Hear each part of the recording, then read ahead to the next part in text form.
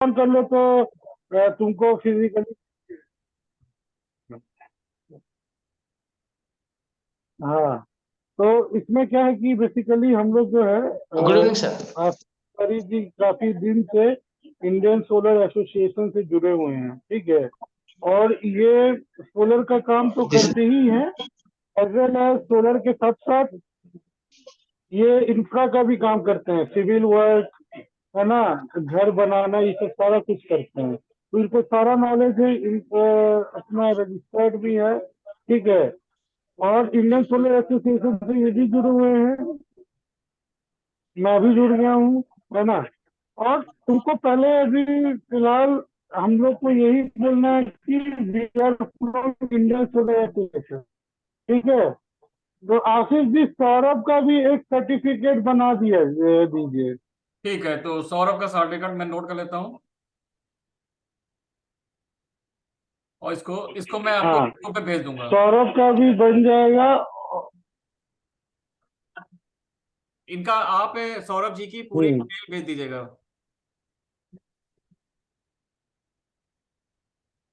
हाँ, क्या बोले? सौरभ जी की, हाँ ठीक है सर, मैं सर के थ्रू भिजवा दूंगा सर हाँ आप। सौरभ जी की डिटेल आप आधार कार्ड यानी वोटर के मोबाइल नंबर शेयर करवा दीजिएगा।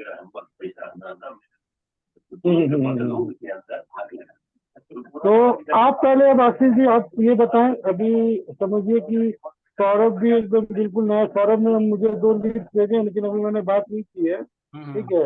मैं सोचा कि let's do the call first and then will start the. तो मैं सौरभ, आपको अभी सोलर के बारे में कितनी जानकारी है? हाँ सर, मेंटेनेंस वगैरह की नॉलेज है, और अभी इसका मार्केटिंग और इसका इतना नॉलेज नहीं ओके, तो फर्स्टली मतलब देखिए, जो अभी जो लेटेस्ट टेक्नोलॉजी हमारी सोलर पे चल रही है वो है ऑन ग्रिड सोलर, ठीक है। ऑन ग्रिड, इसमें ही हमें सेंट्रल गवर्नमेंट के द्वारा सब्सिडी भी मिलती है, और ये हमारा कुल मिला के यूनिट सेविंग प्लान है। इसमें हम यूनिट सेव करते हैं। नॉइज आ रहा है कहीं से? 5 लाख रुपया मांगता है। अच्छा, मैं म्यूट कर। हाँ, तो हम लोग जो बेसिकली मतलब जो हमारा जिसमें सब्सिडी की, आशीष जी आपके लिए भी जिसमें सब्सिडी हमें मिलती है वो ऑन ग्रिड सोलर है। ऑन ग्रिड सोलर के माध्यम से ही हमें सब्सिडी मिल जाती है। तो यदि आपका इसके आगे क्वेश्चन आया कि सब्सिडी कितनी मिलती है, वो मैं एक्सेल में आपको शेयर कर दूंगा कि हमें 1 किलोवाट में सब्सिडी कितनी मिलती है, 2 किलोवाट में सब्सिडी कितनी मिलती है। और ये 1 से लेकर 10 किलोवाट तक ही सब्सिडी है। मतलब 11 किलोवाट यदि कोई आदमी सोलर लगवाता है तो उसको केवल 10 किलोवाट तक की सब्सिडी मिलेगी। अगला जो 11वां किलोवाट है उसके लिए कोई सब्सिडी नहीं मिलेगी। तो ये एक मेजर कंसर्न है। ये क्लियर हुआ। अब ऑनग्रिड सोलर कैसे काम करता है इसके बारे में बता देता हूँ। हमारा ऑनग्रिड सोलर कोई भी प्रकार का बैकअप नहीं है, मतलब हमारी लाइट चली जाएगी तो हमारा सोलर बंद हो जाएगा। ये हमारा, है। Yes sir. ठीक है, ये हमारा एक प्रकार का केवल यूनिट सेविंग प्लान है। मतलब हम ऑनग्रिड सोलर जो लगाते हैं तो उससे हम केवल अपनी यूनिट सेव करते हैं। फॉर एग्जाम्पल, मान लीजिए अभी हमारे घर में, आपके यहाँ बिहार इलेक्ट्रिसिटी बोर्ड होगा, तो अभी आप उससे उस लाइन से इलेक्ट्रिसिटी लेते हैं। यदि आप सोलर लगा लेते हैं तो फर्स्ट प्रायोरिटी पे जो भी सोलर से जनरेशन होगा वो जनरेशन कस्टमर यूज करेगा, और उस जगह हमें बिहार इलेक्ट्रिसिटी बोर्ड की जो यूनिट है वो लेने की आवश्यकता नहीं पड़ेगी।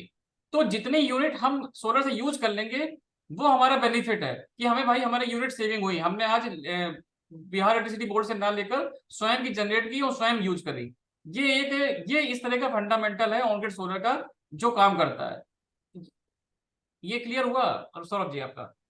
सर इसके लिए ये जो सर सोलर है, वो जी जनरेशन जब ही देगा ना सर, जब उसको ऑन ग्रिड में जब इलेक्ट्रिसिटी मिलेगी, मतलब जब बिहार सरकार की लाइट रहेगी तभी वो ऑपरेट करेगा ना सर। बिल्कुल बिल्कुल बिल्कुल, ये हाँ ये अच्छा क्वेश्चन है, और ये ये तो बिल्कुल सही है। मेगावाट मेगावाट का कॉन्सेप्ट है ना सर, ये मेगावाट प्लांट शायद ऑन ग्रिड वाले ऐसे ही ऑपरेट करते हैं। नहीं, मेगावाट वाले में बस थोड़ा सा मतलब सब कुछ सही है, बस उसमें एक अंतर ये होता है कि उसमें वो जो मेगावाट होता है उसमें ग्रॉस मीटरिंग होती है। मतलब वो मेगावाट का गवर्नमेंट से पीपीए साइन हुआ है और उन्होंने बिजली बनाई और गवर्नमेंट को सेल कर दी मीटर लगा के। और ये जो ऑन ग्रिड रूफटॉप सिस्टम है, ये सिस्टम का बेसिकली ये है कि मतलब हर आदमी को अधिकार दिया गया है कि वो अपनी छत का उपयोग करे और स्वयं जितना उसका सैंक्शन लोड है उतनी ही कैपेसिटी का प्लांट लगाए और स्वयं के लिए ही ऊर्जा बनाए। ये है। अब इसमें ओके जैसा, सर। हाँ, इसमें आपने जो एक टेक्निकल अच्छी बात पूछी कि जब हमारा ग्रिड मतलब जब हमारी सरकारी बिजली रहती है तभी हमारा सोलर काम करता है, ये बिल्कुल सही बात है। और इसका आंसर आप जान लीजिए ऐसा क्यों होता है। आशीष जी, होता यह है कि जब हमारी आपने मैं सौरभ आपको बताना चाहता हूँ कि इसमें क्या होता है, एक्सपोर्ट भी होता है। मतलब यदि किसी न किसी कारणवश मान लीजिए हमारे घर में सोलर प्लांट लगा हुआ है और हम घर पे ताला बंद करके बाहर चले जाते हैं, उस वक्त भी तो जनरेशन हो रहा होता है। वो जनरेशन हमारा हमारे बाय मीटर द्वारा ग्रिड में वापस चला जाता है। ठीक है। अब मान ले खुदा ना खास्ता हमारी ग्रिड फेलर है और यदि हमारा जनरेशन होता है वो ग्रिड में चला जाता है तो कोई प्रकार की हैपनिंग हो सकती है। ठीक है। तो हमारे जो सिस्टम ऐसे डिजाइन किए गए हैं कि जब भी लाइट चली जाए तो सोलर शट डाउन कर दे, जिससे कि किसी भी प्रकार की लाइनमैन जो लाइन पे काम कर रहा हो उसको कोई दिक्कत ना हो। इसलिए ये सिस्टम ऑटोमेटिक शट डाउन हो जाता है आशीष जी। ये एक इंपॉर्टेंट बात है, मगर इसको बताना पॉजिटिव वे में है कि सोलर आईक्यू शट डाउन क्यों हो जाता है लाइट चले जाने पे।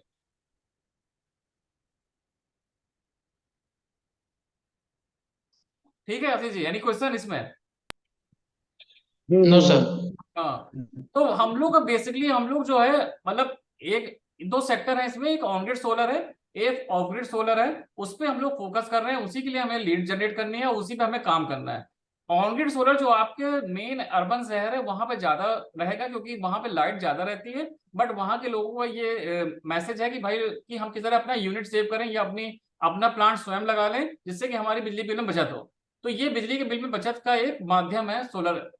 और ऑफ ग्रिड सोलर वहां पे काम करता है जहां पे मतलब लाइट है ही नहीं, जहां पे कोई लाइट नहीं है, अभी हमारे यहाँ एनर्जी सोर्स नहीं है। तो वहां पे हम लोग ने क्या किया कि मतलब वहां पे हम लोग अपना स्टैंड अलोन सिस्टम लगाते हैं और पूरी की पूरी एनर्जी बैटरी बैंक में स्टोर करते हैं और बैटरी बैंक के माध्यम से यूज करते हैं। ऑफ ग्रिड के सिस्टम के बारे में टेक्निकली आशीष जी को भी बहुत अच्छी नॉलेज है, पूरा आप जानते हैं आशीष जी। वो सेम मॉडल वही होता है, बस उसमें क्षमता होती है कि 1 किलोवाट, 2 किलोवाट, 3 किलोवाट, 10 किलोवाट कितनी क्षमता का लगाना है। और उसी के सापेक्ष हमारा बैटरी बैंक सिस्टम होता है कि 12 वोल्ट का सिस्टम है, मतलब एक बैटरी बैंक है, 24 वोल्ट का 2 बैटरी है, इस तरीके करके 120 वोल्ट सिस्टम तक होता है जिसमें कि हम लोग 200 एच की 10 बैटरियों को उपयोग करते हैं। ये सिस्टम इस तरह डिजाइन होता है। ऑफ ग्रिड सिस्टम को किसी प्रकार की लाइट से कोई मतलब नहीं है। उसका प्रिंसिपल इतना है कि उसमें जो भी लाइट जनरेट हो रही है वाया सोलर, वो फर्स्टली हम लोग कंज्यूम कर रहे हैं और कंज्यूम करने के बाद बैटरी में स्टोर हो रही है और वो हम लोग बैकअप में यूज कर सकते हैं। ये है।